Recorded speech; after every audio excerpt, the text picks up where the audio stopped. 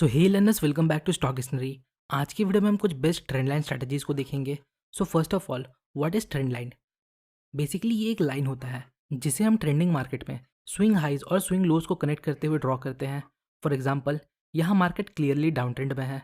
Market नीचे जाता है, फिर ऊपर आता है, नीचे जाता है, फिर ऊपर आता है, नीचे जाता है, फिर ऊपर आता है।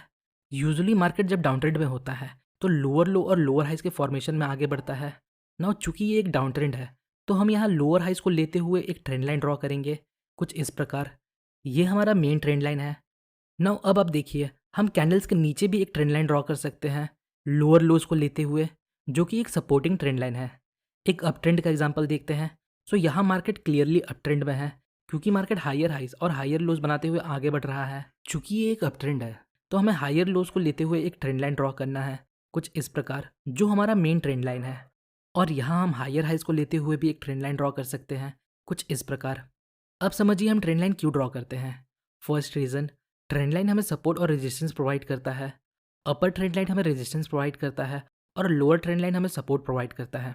बट हमें ब्लाइंडली सिर्फ इस बेसिस पर कोई ट्रेड नहीं लेना, हमें इसके साथ अदर फैक्टर्स को ऐड करके ट्रेड लेना है, जो हम अभी इस वीडियो में आगे डिस्कस करेंगे।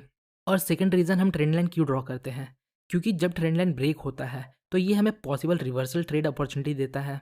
तो डाउन ट्रेंड में हम ट्रेंड लाइन प्राइस या कैंडल के ऊपर ड्रॉ करते हैं, और प्राइस जब इस ट्रेंड लाइन को ब्रेक करता है तो ये हमें एक पॉसिबल रिवर्सल इंडिकेट करता है कि अब प्राइस यहाँ से ऊपर जा सकता है। और हम अप ट्रेंड के दौरान ट्रेंड लाइन प्राइस या कैंडल के नीचे ड्रॉ करते हैं, और जब ये ट्रेंड लाइन ब्रेक होता है तो ये हमें एक पॉसिबल डाउन ट्रेंड इंडिकेट करता है। नाउ अब कुछ की पॉइंट्स को याद रखिएगा। हमें मिनिमम 2 की पॉइंट्स को लेते हुए ट्रेंड लाइन ड्रॉ करना है। नेक्स्ट, हमें ट्रेंड लाइन को एक जोन या एरिया की तरह ट्रीट करना है, ना कि स्ट्रेट लाइन की तरह। नेक्स्ट, हमें फोर्सफुली ट्रेंड लाइन ड्रॉ नहीं करना है। अगर हमें ट्रेंड लाइन ड्रॉ करने के लिए जनरल एरिया मिलता है तभी हमें ट्रेंड लाइन ड्रॉ करना है।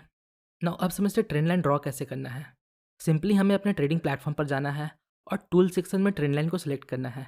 नाउ अब हमें माउस को फर्स्ट की पॉइंट्स पर रखना है और थर्ड की पॉइंट तक लेकर जाना है, फिर थोड़ा आगे की तरफ ड्रैग कर देना है। सो सिंपली हमारा ट्रेंड लाइन ड्रॉ हो चुका है।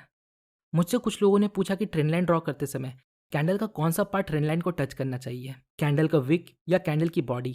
तो आंसर, हमें ट्रेंड लाइन ऐसे ड्रॉ करना है जिसमें हमें मैक्सिमम की पॉइंट्स का टच मिले।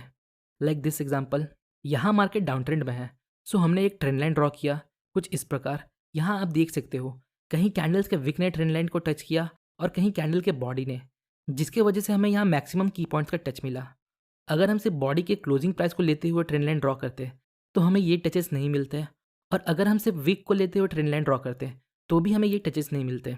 सो होपफुली आप समझ चुके हो हमें ट्रेंड लाइन कैसे ड्रॉ करना है। नाउ अब समझते हैं कैसे हमें इसे प्राइस एक्शन के साथ कंबाइन करके ट्रेड करना है। तो इसके साथ हम दो तरह से ट्रेडिंग कर सकते हैं। फर्स्ट, ट्रेंड ट्रेडिंग, और सेकेंड है reversal trading.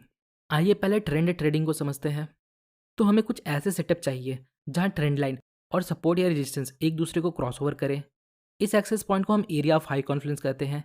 Area of Confluence मतलब ऐसी जगह जहां different types of trader position बना सकते हैं। आइए समझते हैं कैसे। देखिए, यहाँ एक प्रीवियस सपोर्ट लेवल है जो ब्रेकआउट के बाद अब रेजिस्टेंस बन चुका है।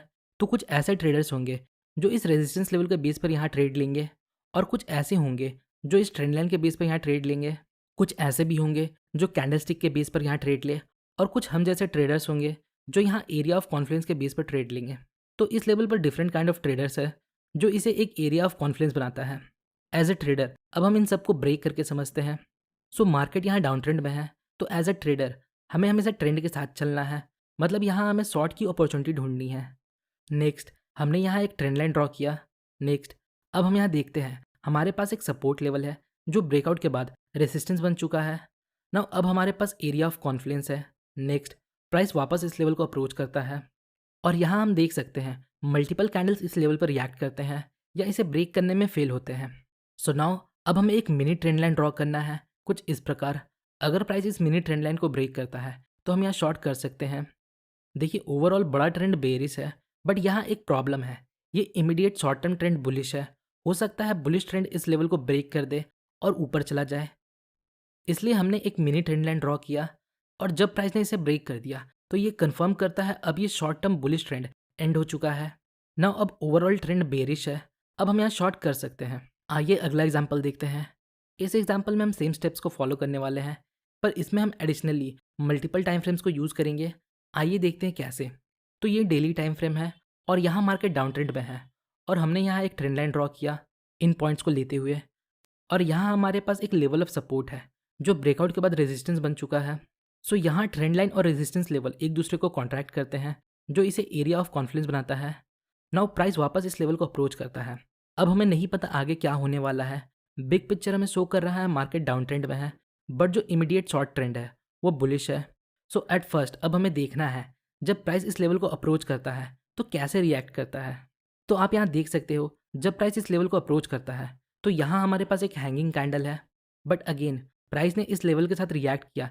इसका मतलब ये नहीं हमें यहाँ इमीडिएटली कोई ट्रेड लेना है। नेक्स्ट अब हम यहाँ एक टाइट ट्रेंड लाइन ड्रॉ करेंगे कुछ इस प्रकार, बट इस प्रकार के टाइट ट्रेंड लाइन में कई बार हमें फेक ब्रेकआउट भी मिलता है। तो इसके सॉल्यूशन के लिए हमें सेम चार्ट को लोअर टाइम फ्रेम में देखना है। सो लेफ्ट साइड हमारे पास डेली टाइम फ्रेम है और राइट साइड हमारे पास सेम चार्ट है 4 आवर टाइम फ्रेम में। ये हमारा रेजिस्टेंस लेवल है डेली टाइम फ्रेम में और ये वही सेम रेजिस्टेंस लेवल है 4 आवर टाइम फ्रेम में।